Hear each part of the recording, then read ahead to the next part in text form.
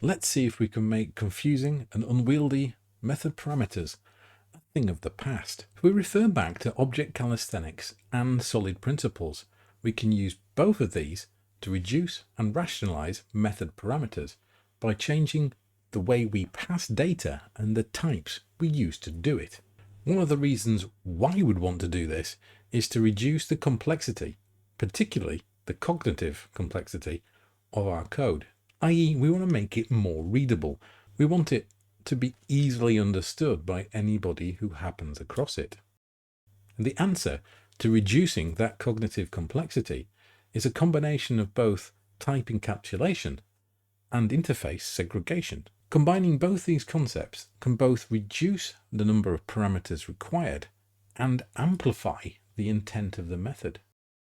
So where a method is overflowing with parameters, we can take all of those parameters and create a new class. And we use that new class, that new type, as the parameter. So we turn several things into just one.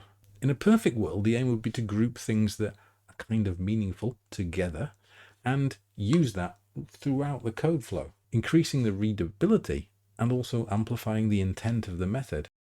In some cases, the absolute reverse is true. You've already got a complex object that contains many different properties, and that's been passed into the function. But it can often be the case that not all of that is used by that one method.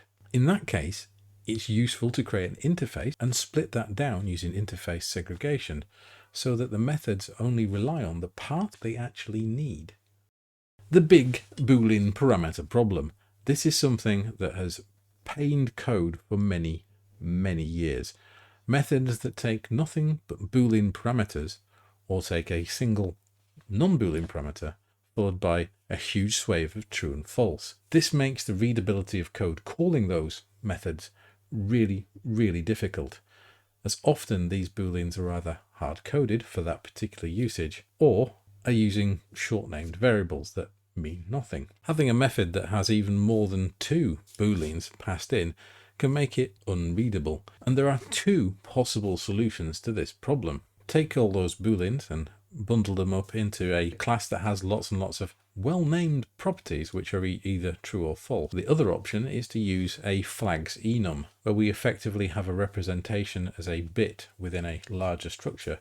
In the former of this, where we're using a class with the individual properties, the advantage of that is we can shift some of the validation into that class. So what about the dreaded out parameter, the bane of any developer's life? Well, there are some ways around those as well. By adapting the method to return a more complex structure, we can in fact pull all those out parameters into the return type. In some languages, the introduction of tuples or other similar dynamic structures has made this a lot less painful. This means that you're not actually binding yourself to any custom types. However, in a similar way to using well-named parameters and well-named types for your parameters, having a well-named return class that is specific can help with intent in a very desirable way. So in summary, the readability and visible intent of a method can be dramatically improved by encapsulating and refining the input parameters.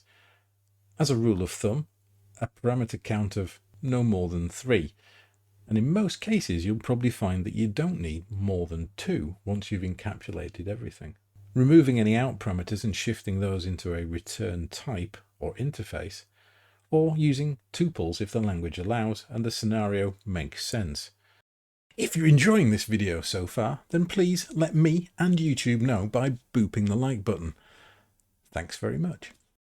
Now that leaves one last thing, and that's passing by reference, i.e. you're passing a pointer to something as part of a parameter.